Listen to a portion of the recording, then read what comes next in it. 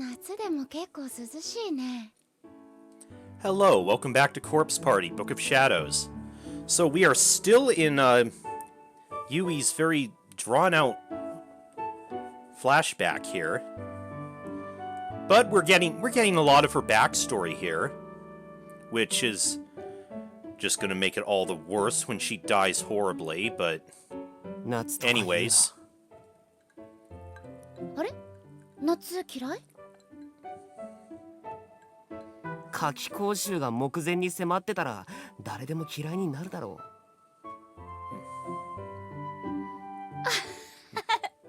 まあね、私たち3年生だもんね。夏だからって遊んではいられないよね。う。お前は随分と楽しそうだけどな。私は夢に近づいてるって実感できて嬉しいよ。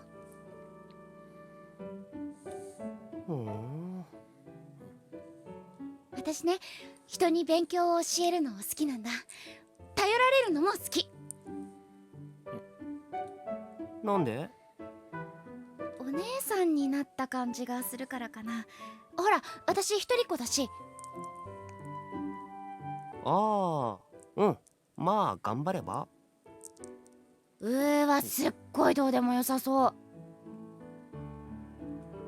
だって人事だしな。そんなことを言いながらも司くんはやっぱり優しかった。だって私の夢を笑ったりはしなかったから。先生になりたいって夢を話すと大抵の人は笑ったり茶化したりであんまり真剣に聞いてくれない。だけど司くんは一度も笑わなかったんだ。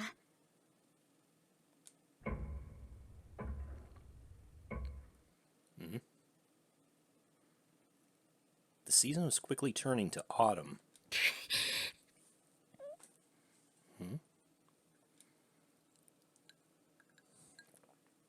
After the school day ended, the senior floor was always a lot more quiet than its underclassmen counterparts. Everyone was off studying hard at the library or with tutors. So one day, thinking no one else was around, I sat down in a lonely corner of the hallway. Initially, I grabbed my shoes and left the classroom intending to head home. But along the way, I just started crying. I was overwhelmed. My sobs echoed from one end of the hallway to the other. Aww. この日、私は無事に志望校の推薦枠に入れてもらえることになった。Oh. 嬉しくて仕方がなかった私はすぐに友達に報告した。けれどいつもなら手放しで喜んでくれるその子がふと表情を曇らせた。 Oh. 私の前でそんなこと言うんだ。まだ私は夢も何も決まってないのに。 Oh, I see. 多分私はひどくショックを受けた顔になっていたのだと思う。巴はすぐにハッとしたように目を見開き慌てて謝ってくれた。だから私も笑って気にしてないよってそう言ったのだけれど気にしてないわけがない。巴の言葉と表情が鋭い針のようになって私の胸をつく。 Yeah, you should be happy that your friends are 私 successful. 考えなしだったのかな。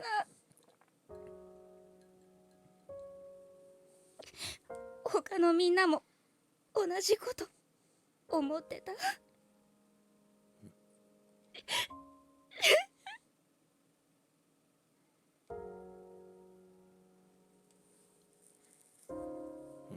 I kept wiping the tears from my eyes, only for new ones to take their place immediately. Why didn't I think of this sooner? So many people were still facing uncertain futures with no real goals in mind, and I was completely oblivious to it. I was the one with a dream, running around like the cock of the walk and blabbing about my successes and aspirations.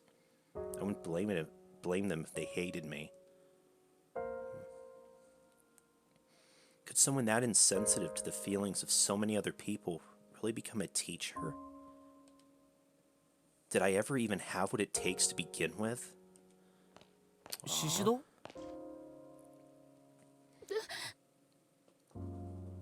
声をかけられて振り向くと、そこには司くんが立っていた。いつもは廊下で会っても言葉を交わすことなんてないのに、この日はごく自然に声をかけてくれた。司くん。すごい顔だぞ。ハンカチは？持ってる。じゃあ顔拭けよ。司くんが戸惑っている空気がひしひしと伝わってきた。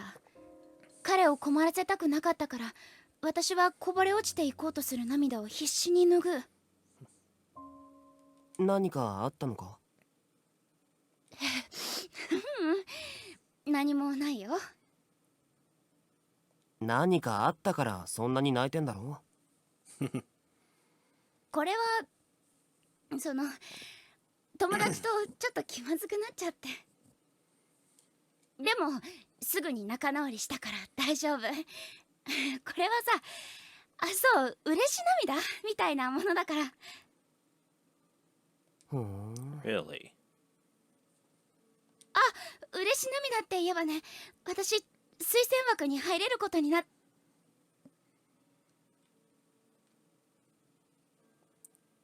I'm not sure if I did it out of respect for Tsukasa or just because I wanted to change the subject, but I cut myself off mid-sentence. I was doing it again. What was I thinking? Now even Tsukasa was going to hate me for being a braggart. Hell, I hated myself. I was the worst. Just the worst. But... マジか! Yeah, see, he's happy for you. He was happy for me. A bit taken aback, I nodded firmly. やったじゃんか！おめでとう！うん。ありがとう。お？ありがだからなんで泣くんだよ。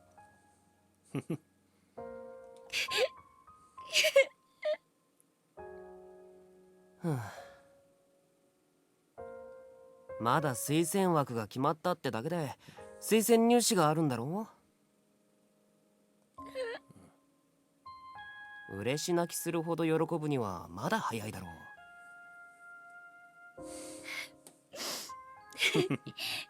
そうだよね。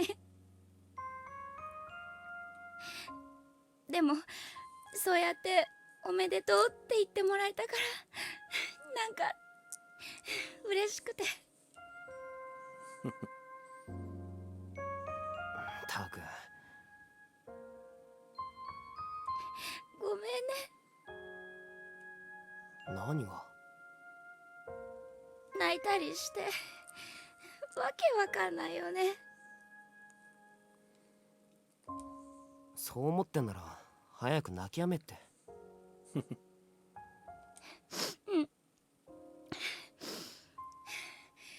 もう大丈夫だから。たく。As I rubbed my swollen eyes, a smile broke through. Tsukasa let out an exasperated sigh. Then, as if suddenly remembering something, his eyes lit up. そうだ、シシド。ちょっと待ってろ。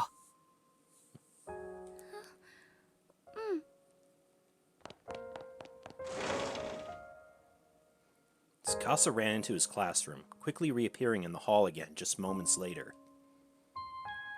He was holding something.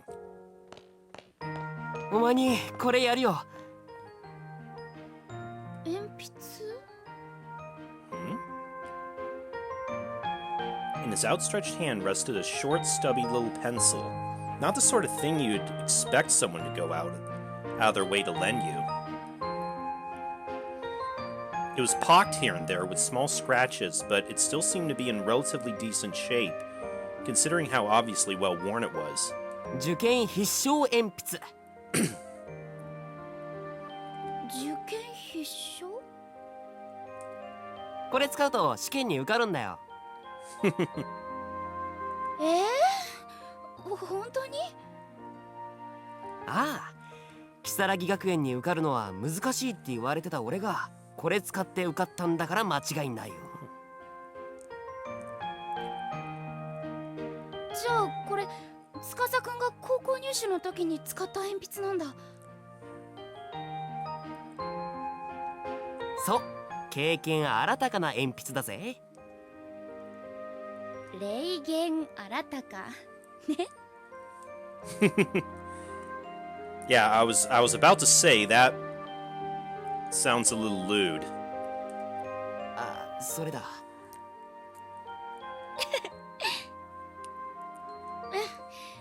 それじゃあ借りるね。ありがとう。言っとくけど、貸すのは推薦入試までだからな。一般入試の時は俺が使うから返してもらう。だから推薦絶対受かれよ。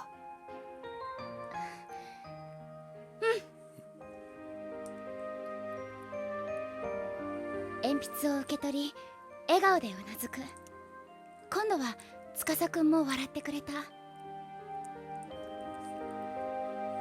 人の気持ちまで勝手に思いやって背負い込んで、悲しみまで自分のものにして、お前みたいなのが先生になれたらいいのにな。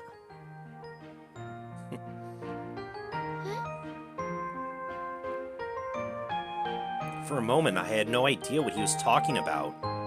But then it hit me. Tsukasa had somehow sussed out from our conversation that I was crying because I upset Tomo. And he was turning that fact around to offer me encouragement. 頑張れよ。負けんなよ。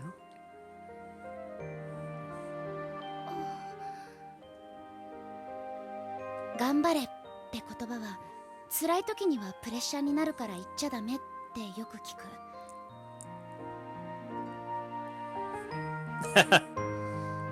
Really, is that what the expression means? けれど私はこの優しい言葉が大好きだった。私頑張るね、司くん。お、この日から私はどんどん司くんに惹かれていった。彼は全然そっけなくてちっとも振り向いてはくれなかったけれど。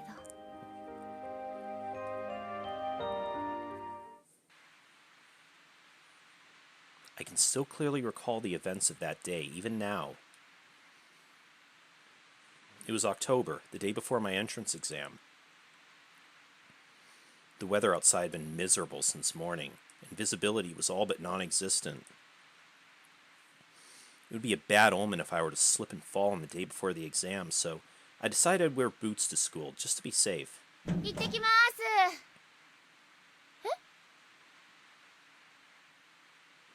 Oh. When I opened the door, I was shocked to see a white-haired old woman lying on the ground, soaked to the bone. The hell? I frantically rushed over to her side. おばあさん、大丈夫ですか？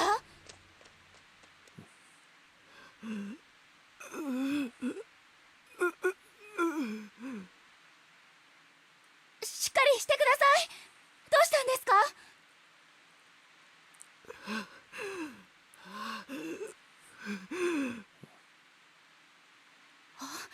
まさかひき逃げとか？ Hmm?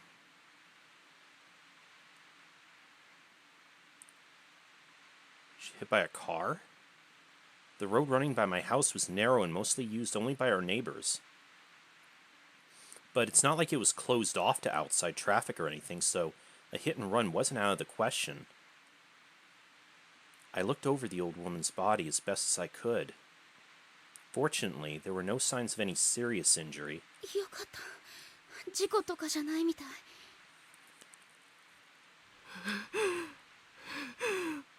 娘はい。今日は学校へ行ってはならん。 What? 絶対に行ってはならん。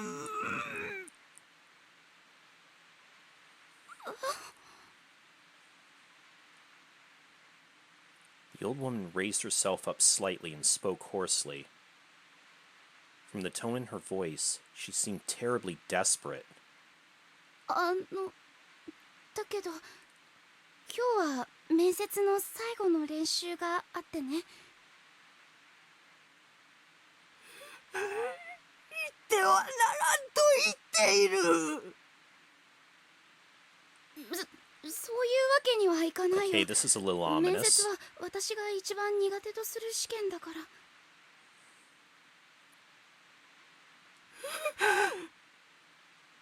それよりおばあちゃんどうしたの？お家の人は？どうしてもか。え？どうしても行くというのか。うん。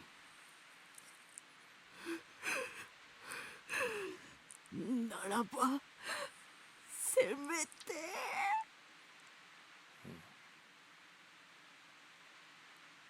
Not knowing what to say, I nodded apprehensively as the old woman began digging through her pockets. She produced what looked to be a crumpled scrap of paper. As she was digging around, I noticed that her breathing had become dangerously ragged and began considering my options to assist her. Really, I should have gone back into the house and called my mom. But there was something about her that kept me glued to the spot. I sensed desperation hiding in that unbroken gaze. これを受け取りなされ。何？お守りじゃ。お守り？ The old woman clutched my wrist and forcefully pressed the scrap of paper into my palm. Tilting my head, I unfolded the scrap and looked carefully at it. At first, I thought I'd just been handed a piece of trash. But when I unfolded it all the way, I saw that it was actually a paper doll in the shape of a human being. Like the Sachiko charm? And there was a name written on its torso. Yui Shishido. Yes, my name, written plain as day in easily legible brushstrokes. どうして私の名前？ Yeah, who the hell is this? お守りだからじゃ。守る対象の名を書かねば身代わりにはならんだろう。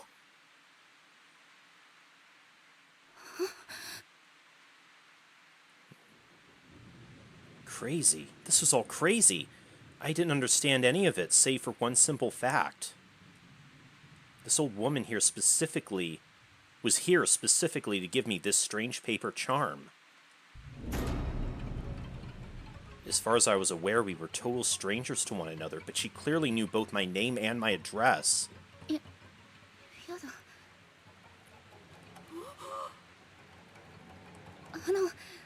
ごめんなさい。せっかくだけど私これいらないから。いらない。じゃあ、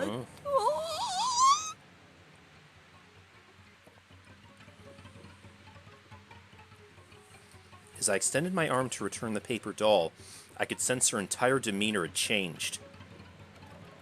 She raised her body up unsteadily from the wet asphalt. Uh-oh. Oh, jeez. どうしてじゃ。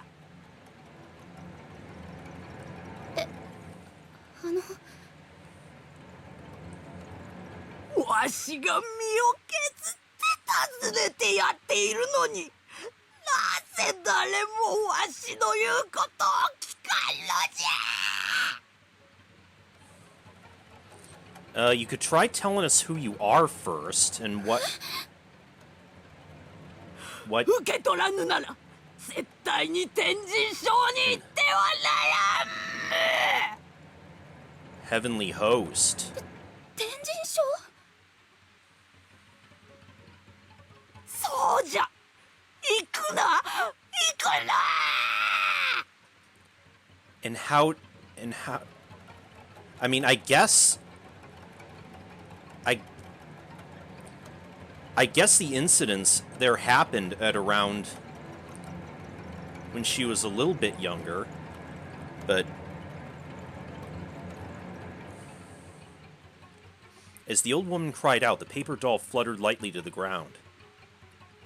Almost instantaneously, it became soaked through with rainwater. My name began to run and quickly turned into an illegible black smudge. Seeing this, the old woman grabbed and tore at her hair. うわー、お守りが。 Uh-oh. これでもう抗う術は失われてしまった。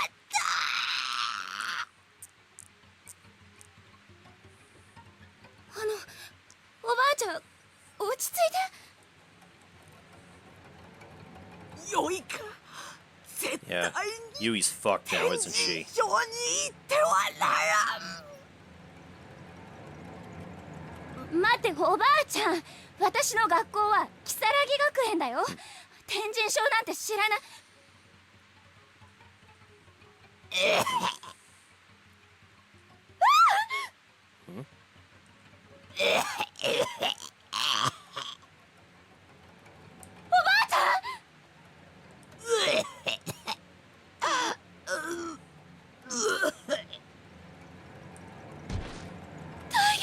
Oh.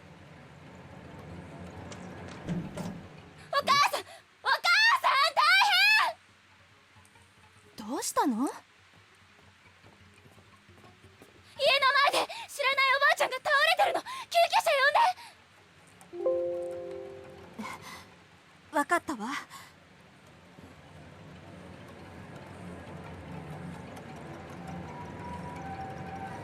Paramedics arrived in a matter of minutes. The old woman seemed to be unconscious by that point, however, so the EMTs brought out a stretcher. お二人はこの方の関係者ですか？いいえ、家の前で倒れていたので救急車を呼んだんです。身元は分からなくて。そうですか。では付き添いで乗車はされませんか？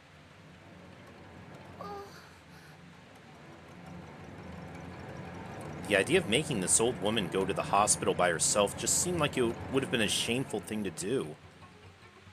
Sure, she was a stranger, but we had a lengthy conversation mere minutes before, so I couldn't very well say we had nothing to do with one another. ゆい、あんたは学校行っといで。でもこの方にはお母さんがついていくわ。あんたは今日面接の練習があるんでしょ？そうだね。それじゃあお母さん、お願い。ええ。 I was a little hesitant, but I knew I really had to go to school today no matter what. So I left the strange woman in my mom's care, and heading towards school, walked right by her stretcher. Huh? Suddenly, a hand rose from the limp form of the old woman and grabbed my skirt. Startled, I tried to jump away, but found myself ensnared by her terrible, bloodshot eyes. 行くな。 Oh dear.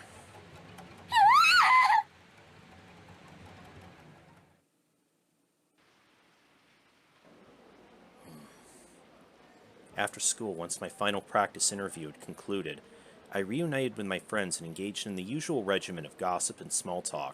ってことがあってね。かわいい。何よそれ。 When I described the events of that morning, everyone's eyes eyebrows rose. They were hanging on my every word and yelping in unison at key moments. ユイ、今日は家でおとなしくしておけばよかったんじゃない？だって今日は面接の最後の練習があるからどうしても来たかったし。何か起きないといいけど。やだ、やめてよ。何も起きないって。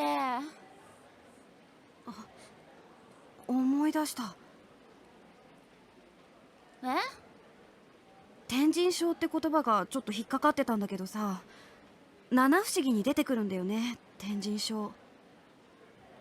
七不思議って Seven う wonders. ちの学校に伝わる如月学園七不思議のこと？ Hmm? そうそう。 Oh yeah, because it was built in the Heavenly Host was torn down and Kisaragi Academy was built on top of it. 天神症って何？放課後のよしえさんって言うんだけど、聞いたことない？ Hmm? 知らない。私も知らないよ。どんな話なの？如月学園が建てられる前にこの場所にあった天神小学校での話なんだけどさ。Mm-hmm. その天神小学校で放課後校舎の見回りをしていた女の先生が誤って階段から落ちて死んだんだって。 Oh, we know what that was. No. その日は10月のちょうど今日みたいに雨が降る放課後で、時刻はそう夜の7時を過ぎたあたり。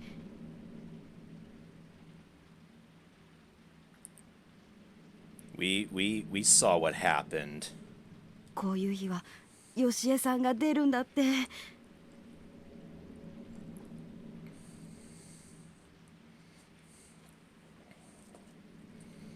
天神小学校がなくなってしまったことに気づいていないよしえさんは如月学園 Is の that 廊 is that 下 who を that 見 old 回 woman って was? 歩いているん Was だ that her よ。 ghost?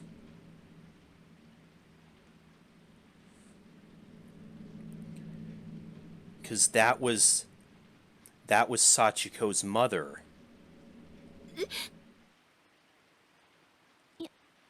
だ、それ本当？まあ実際見たことがある人がいるから七不思議になってるんじゃない？怖。ゆい、今日はもう帰ったら？そのおばあさんの言ってたことちょっと気になるし、ゆいだけ道が違うから一緒に帰れないじゃない？だね。お年寄りの忠告は聞いておくもんだよ。そうだね。なんかゾワゾワしてきちゃったし、もう帰ろうかな。それじゃあ先に帰るね。バイバイ。バイバイ。気をつけてね。明日ファイトだよ。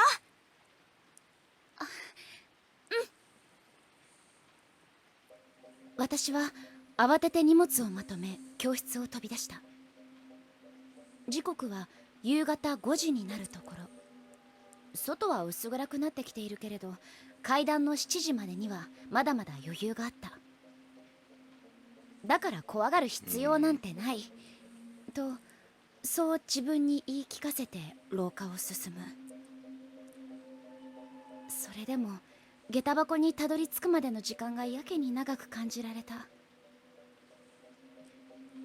あー、ダメだ。やっぱり怖い。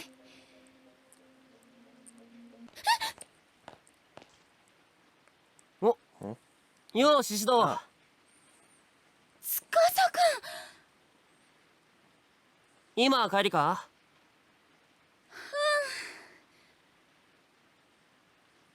なんだよその満面の笑みは。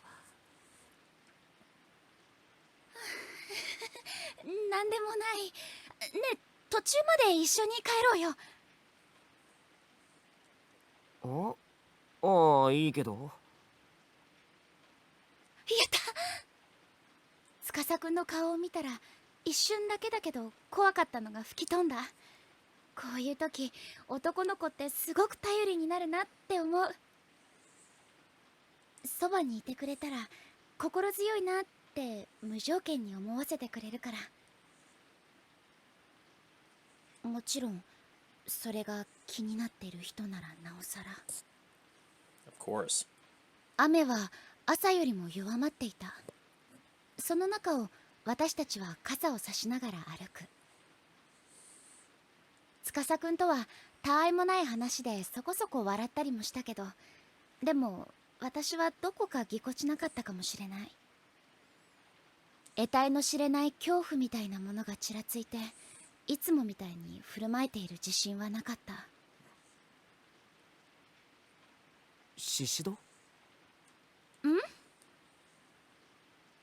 ん？なんかお前顔色悪いぞ。どうかした？ああ。おい。実は怖いことがあって。怖いこと？私の様子があまりにおかしかったのか、司くんは心なしか表情をこわばらせて私を見つめた。真剣に話を聞いてくれようとしているのが分かって、私はちょっと嬉しくなる。今抱えている恐怖をできることなら司くんと共有したかった。だから私は今朝あったこととカンナから聞いた怪談話を司くんに話した。だけど司くんは。はあ、七不思議ね。うん。七不思議を信じるなんて夢があっていいな。え？ん？司くんは怖くないの？怖いっていうか妙だとは思うけどな。でもその謎のばあちゃんと七不思議なんて単なる偶然だろう。気にしすぎだって。Coincidence, huh? でもあんま深く考えない方がいいんじゃね？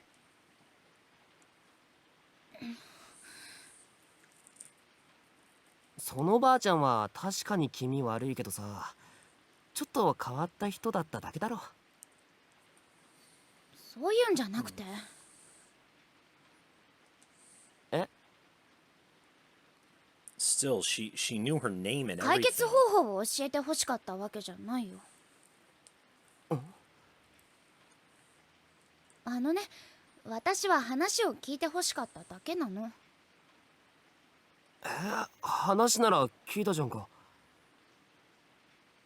だからそうじゃなくて。わかんねえよ。なんか怒ってんのか？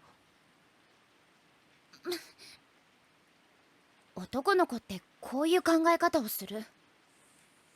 人によるのかもしれないけど、でも女子とは違ってすぐにこうすればいいじゃんって解決法を提示しちゃうのだ。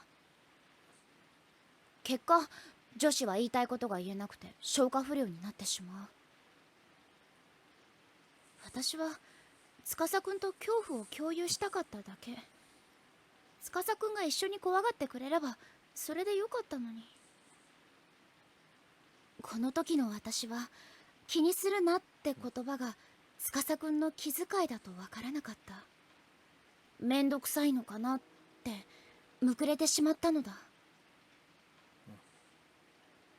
朝に見たおばあさんの顔が、目が、しわがれた声が何度も頭の中でフラッシュバックする。それが怪談話で増幅されてじわじわと私の気持ちを暗くした。あんなに怖い思いをしたんだからっていう甘えや八つ当たりの気持ちもあったんだと思う。私と司くんはこの時初めて気まずい雰囲気になった。それじゃ私こっちだから。あ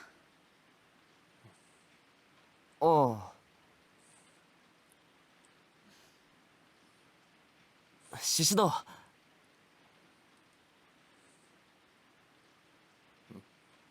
He called out my name as I briskly walked away. I didn't really know why I was so angry or confused, but I did notice that his voice was tinged with concern. なんかあったら連絡しろよ。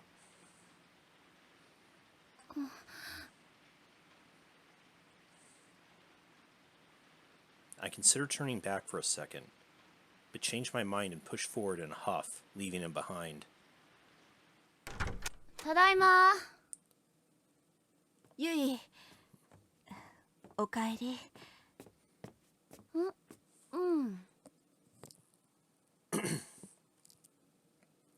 Greeting me at the door, my mother wore a somber expression. I could tell right away that something had happened. I stared at her with scrunched eyebrows for an awkwardly long time before she eventually, reluctantly opened her mouth to speak. 今朝のおばあさんね。さっき亡くなったって病院から連絡があったわ。嘘。残念なことだけど、あなたは明日の推薦入試のことだけ考えていなさい。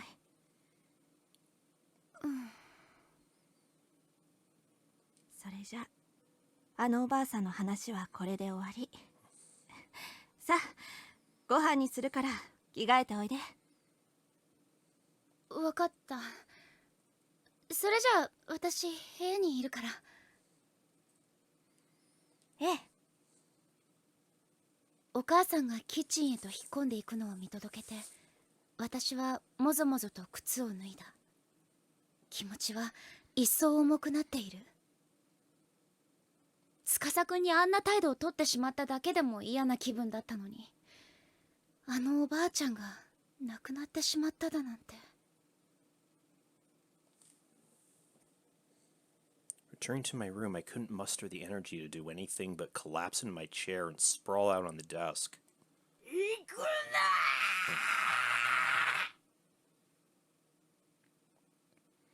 The last thing the old woman had said to me echoed again and again in my mind. I began wishing I'd taken her more seriously. I should have accepted the paper doll and thanked her. I should have reassured her I wouldn't go to Heavenly Host Elementary. I mean, the place didn't even exist anymore, for goodness sakes. I was exhausted. It was a hell of a day, and I no longer even had the energy to move. I needed to change out of my school clothes, but still sprawled out over the desk, my eyelids drooped and closed. I was out.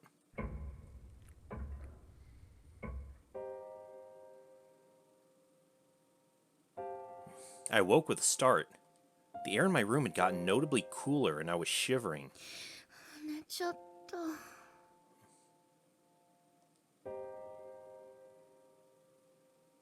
Rubbing my eyes, I glanced at my clock.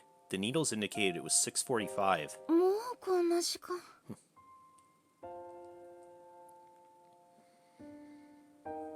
It was black outside my window, streaked with lines from the still pouring rain. 明日は晴れるといいんだけど。Sunny for my exam. The weight of what the next day held for me came rushing into my mind. I practiced the interview process with my teachers quite thoroughly, but I was still really nervous. そうだ。明日の用意しておかなくっちゃ。There was still a little time before dinner. My mind swimming, I decided I'd take this opportunity to clean out all the notes and textbooks I wouldn't need tomorrow for my bag. 残しておくものは学生証でしょ。それからハンカチとティッシュ。受験票も忘れずに入れて、それからペンケース。あれ？嘘！ペンケースがない。学校に忘れてきちゃった。さーっと血の The 気が引 oh, いた。 the one with the pencil that Tsukasa gave you? 別に筆記用具で困ったわけじゃない。家にはいくらでも代わりがある。だけどあの中には司くんから借りた受験必勝鉛筆が入っているのだ。取ってこなくちゃ。お母さん、私ちょっと学校に忘れ物取りに行ってくる。もうすぐご飯できるわよ。すぐ戻るから。そう。雨も降っているし気をつけていくのよ。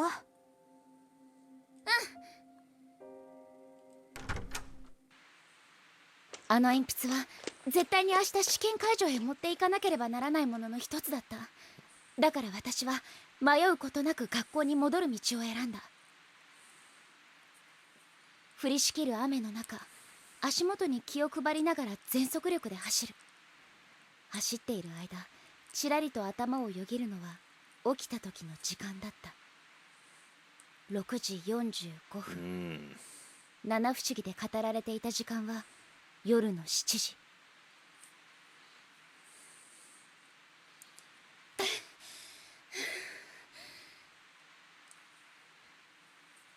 校門前に着いて真っ先に時間を確認した。校舎についている大時計が指し示す時間は6時55分。放課後の吉江さんの怪談話が再び頭をよぎる。10月、雨が降る放課後、夜7時。あのおばあちゃん、もしかしてこうなるのが分かっていて。やだな、もう怪談なんてあんなの作り話だって。こみ上げてくる恐怖を抑えつけるために声を出して自分を叱咤する。見上げた校舎に人影はない。こんな時間なら生徒はもう帰宅しているだろうし、先生だってどれくらい残っているのか。けれど廊下の電気はまだ全てついていた。あれだけ明るければそこまで怖い思いをしなくても教室まで行けるだろう。よし、パッと行ってパッと済ましちゃおう。 Why do I get the feeling it's not going to be that simple?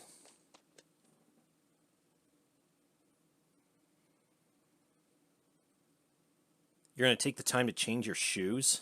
Really? Then again, I guess Japanese customs, they kind of take the shoe thing seriously. やっぱり生徒は誰も残ってないみたい。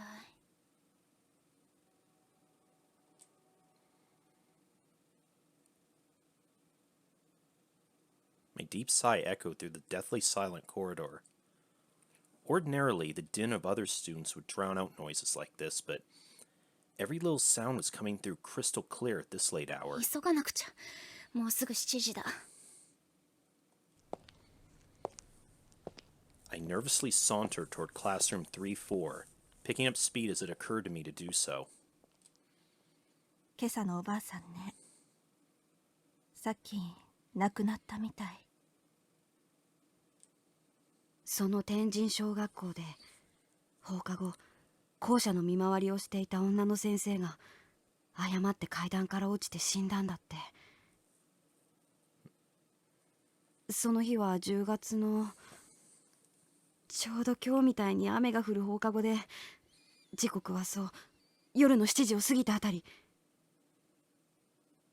こういう日は吉江さんが出るんだって。天神小学校がなくなってしまったことに気づいていない吉江さんは如月学園の廊下を見回って歩いているんだよ。も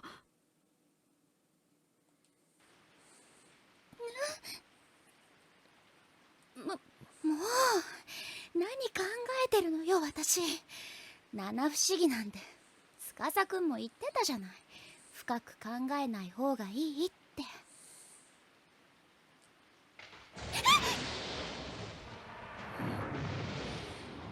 Lightning flashed and thunder resounded with impeccable timing. I jumped in spite of myself. とにかくパッと教室に行ってペンケース取ってこなくちゃ。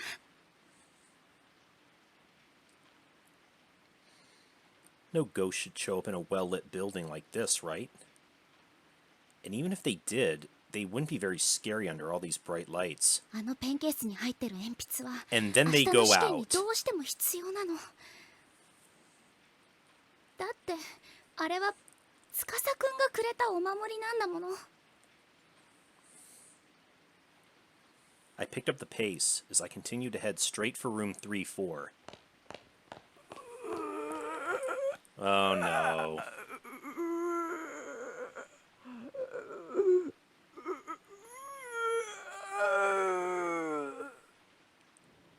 中等部の方はもう真っ暗だな。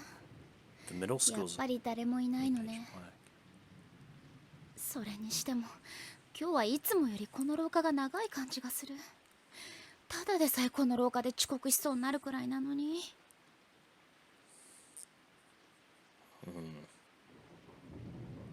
I continued my brisk walk down the impossibly long hallway toward my goal, jumping every now and again whenever another thunderclap sounded.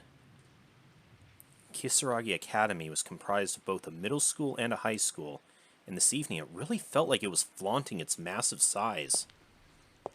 Didn't help that my classroom was in the high school wing, which happened to be past the middle school, making it seem that much farther away. いつもは賑やかな場所がこんなにも静まり返っていると余計に物寂しい気がするな。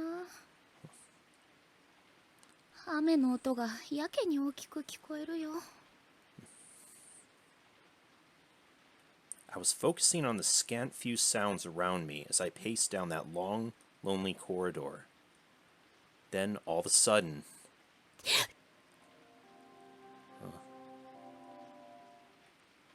I heard a faint noise, as if someone playing an organ. 今の空耳だよね。そうに決まってるよ。こんな時間に音楽室で楽器を鳴らす人なんているわけないし。 I took a deep breath, trying to calm my nerves. It was probably the sounds of the rain, wind, and thunder mixing together. Just sounded like an organ, that's all. Yeah, that it totally sounds like an organ playing. I was convinced. I kept walking. But then, I heard the same noise again. This time much more clearly. It was unmistakable. Are you anywhere near the music room? 嘘。やだ。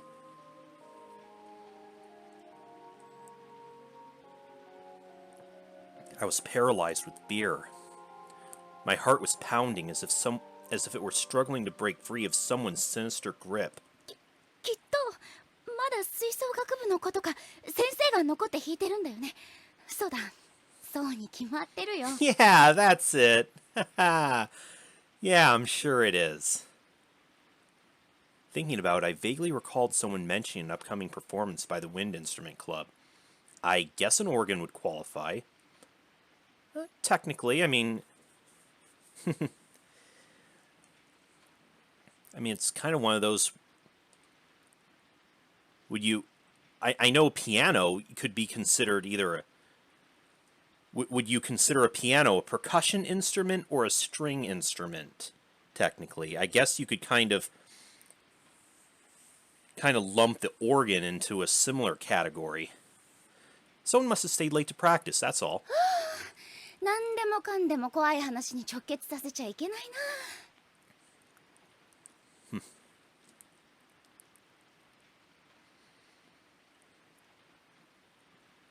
I took another deep breath and tried, again, to calm my overly jittery nerves. 怖いと思ったら何でも怖く思えるものだよね。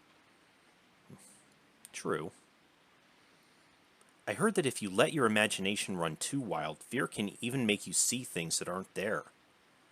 And my imagination was most definitely running wild. あとちょっとで教室だから走っていこう。 Run, Yui, run. I decided to dash toward my classroom so I could get out of this hall as quickly as possible. Finally reaching that familiar door, I swiftly opened it and flicked on the lights. やっとたどり着いた。あとはペンケースを忘れないようにしなくちゃ。Thanks to all my unexpected pauses to freak out over thunder and lightning, it took me far longer than it should have to get here. It was already well past 7. 7時か。The witching hour. It was the appointed time when the ghost of a teacher was supposed to appear, at least according to the school legend. 何もないじゃない。I let out a sigh of relief and relaxed my shoulders a bit. The lights were on both inside the classroom and out in the hallway. Sure, it was still dead silent, but the fear I'd been feeling had completely melted away. 全然怖くないよ。やっぱり七不思議だなんて嘘だったんだな。And this is gonna be when the other shoe drops.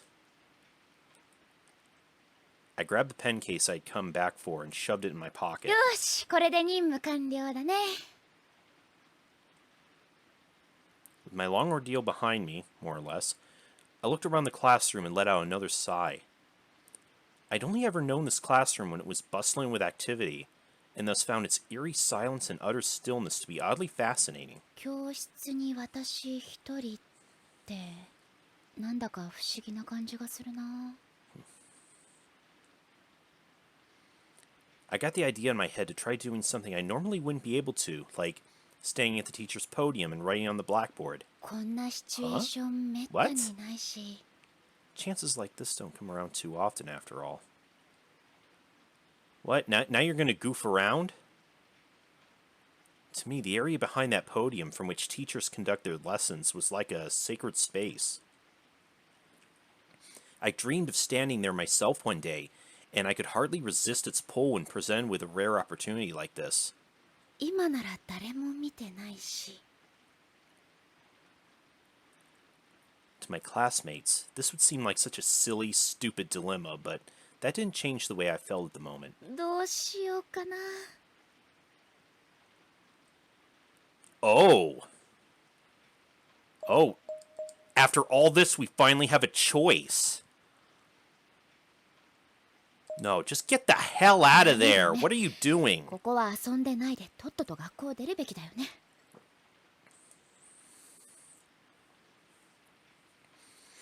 Decided it would be best to put my yearnings aside and leave the classroom behind. 七不思議だなんてやっぱり迷信じゃない。I couldn't believe I'd gotten all indignant with Tsukasa over something so trivial. Thinking about it now, it seemed kind of さ ridiculous. てと、家に帰ろうかな。今日は明日に備えて早く寝なくちゃ。With this in mind, I walked toward the classroom door and took one step out into the hall. When suddenly, uh-oh. Eh? Uh-oh. Now the shit goes down. Oh god. The door slid shut on its own with incredible force, and my neck was trapped in the narrow opening that remained. I dug my nails into the door, frantically trying to open it back up. But the more I pushed on it, the more it pushed back, further constricting my neck.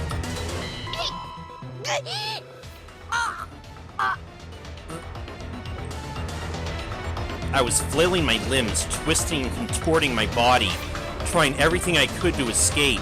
なんで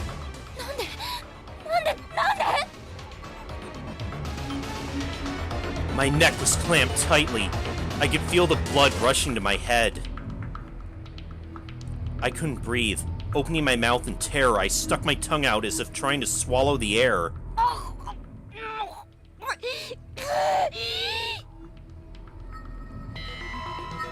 Forcefully shaking my head left and right, I swiveled my body to face the ceiling.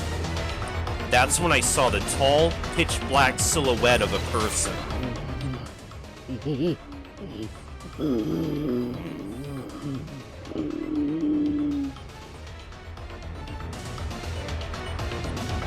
A silent scream squirmed its way out of my throat. but the door was still pressing onto my neck.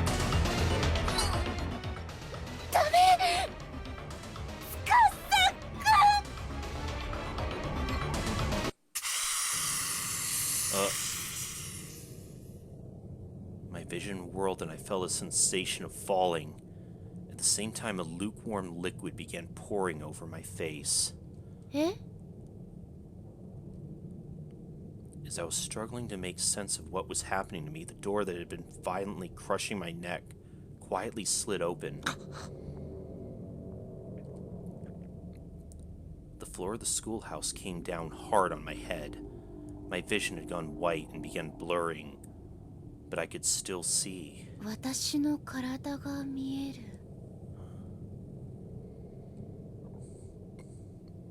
I was rolling across the hallway, and there, in the doorframe, I got sight of my own headless torso collapsing in a heap on the floor.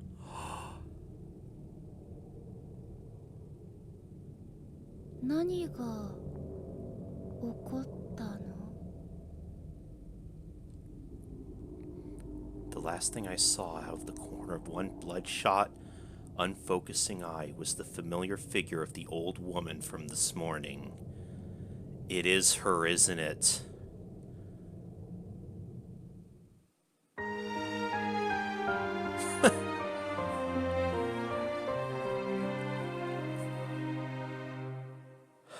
Well.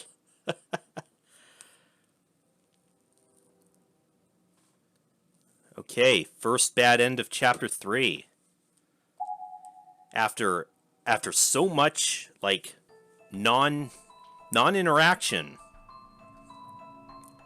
Well, that's a man, this has gone on for so long though. At least this should be a good spot to call it at least. I'll see you next time as we continue onward with Yui's backstory. I'll see you guys then. I'm playing a game.